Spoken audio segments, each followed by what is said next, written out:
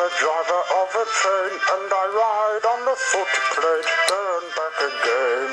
Under bridges, over bridges to our destination, passing through the countryside, there's so much to be seen. Passengers waving as we steam through the station, stoke up firemen for the signal is at green. Time flies by and I'm a driver of a train, and I ride on the footplate, there and back again. In the cutting through the tunnel, rushing, clanking on the track, wheezing piston, smoky funnel, turning wheels go clickety-clack. Time flies by and I'm a driver of a train, and I ride on the footplate, there and back again.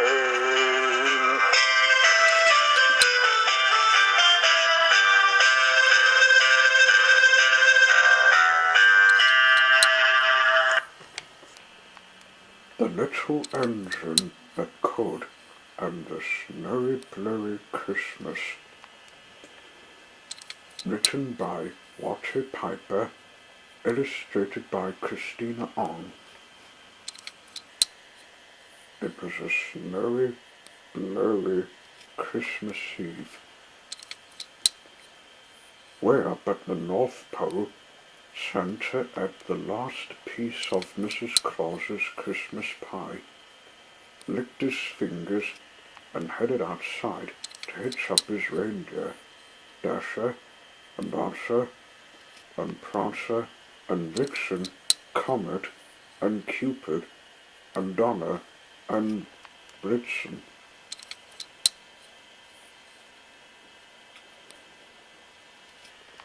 Now, while Santa was hitching, Dasher's nose began itching. "Achoo!" went Dasher. "Achoo! Achoo!" "Why, Dasher," said Santa, "you seem a bit under the weather. Are you sure you're okay?" Dasher nodded his head and pawed the snow. He was eager to go. So away they all flew to deliver their sleigh full of toys to children everywhere. By the time they were halfway done with their deliveries, Dancer's nose began to itch. By the time they were 3/4 done, Prancer's nose began to itch. And by the time Santa's sack was empty, every reindeer on Santa's team had a terrible cold. 8 sneezing reindeer in all. Santa decided to find a place to spend the night so his reindeer could rest before the long trip back to the North Pole. "Darn team," he called to them. Santa and his sleigh landed with a thud in the middle of a train yard.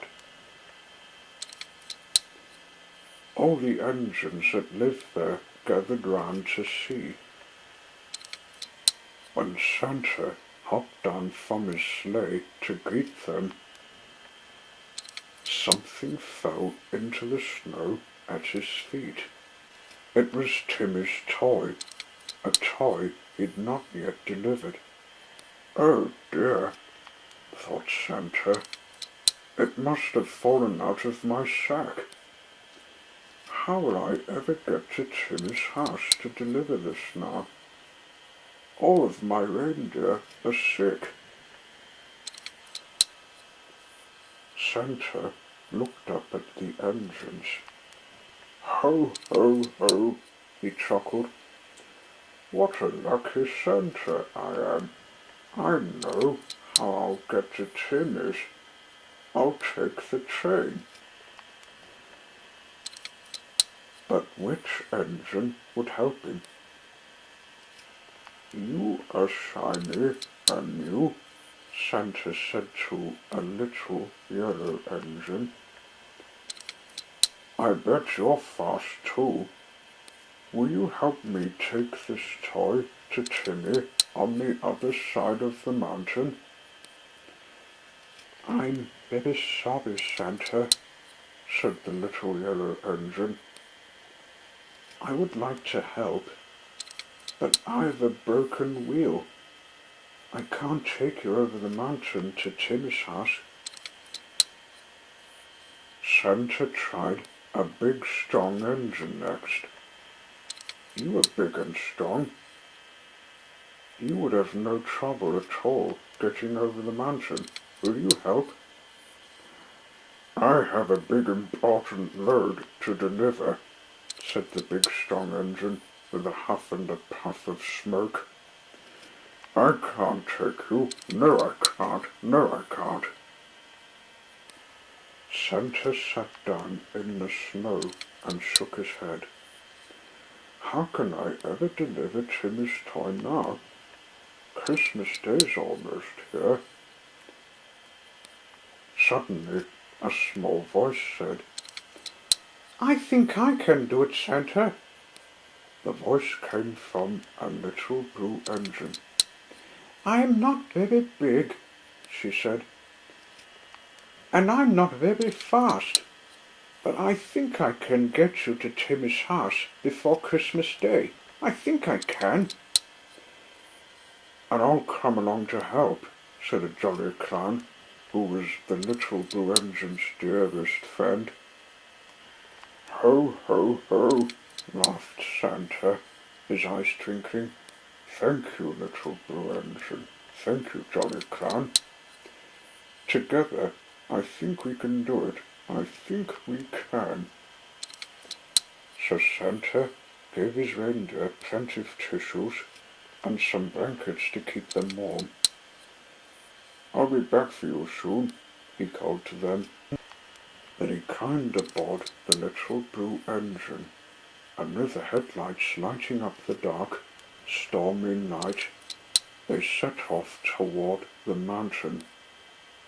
Puff, puff, chug, chug, "I think I can, I think I can, I think I can," down the track. How the wind blew, how the snow flew. More than once the little blue engine almost got stuck, but the snow couldn't stop her. Her headlights shone brightly as she puffed and chugged along. "I think I can, I think I can, I think I can," all the way up, up, up to the top of the mountain and all the way down the other side. At last they reached Timmy's house. "You did it, little blue engine," Santa said. Then he looked up at Timmy's chimney. And that's when Santa realized he hadn't thought of one very important thing. The little blue engine could carry him over the mountain, but she could not carry him up to the rooftop.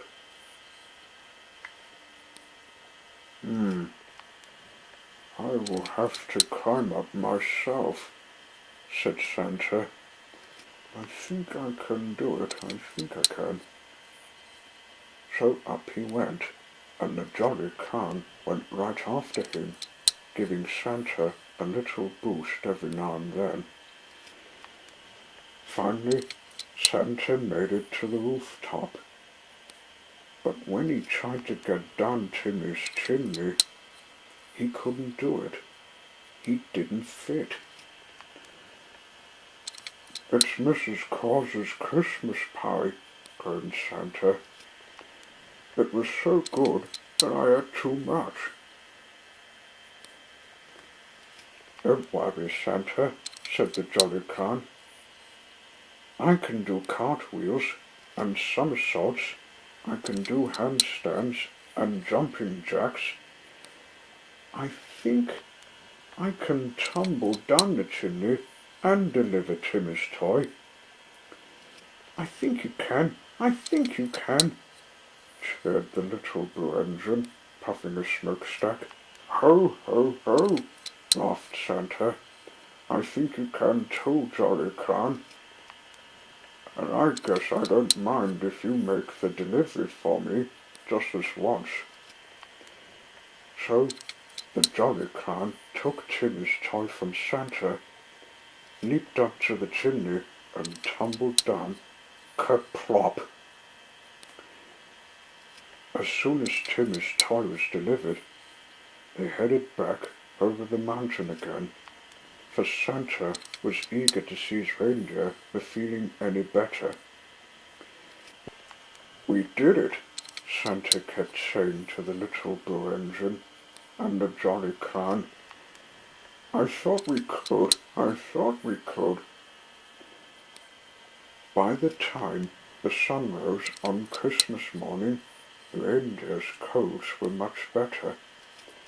Santa was back at the North Pole. The little blue engine and the Jolly Clown were back at the train yard, and Timmy was just waking up to find his present under the tree. "This is the best Christmas ever," said Timmy when he saw what was in the box. And he never knew that the little blue engine had helped to make it that way.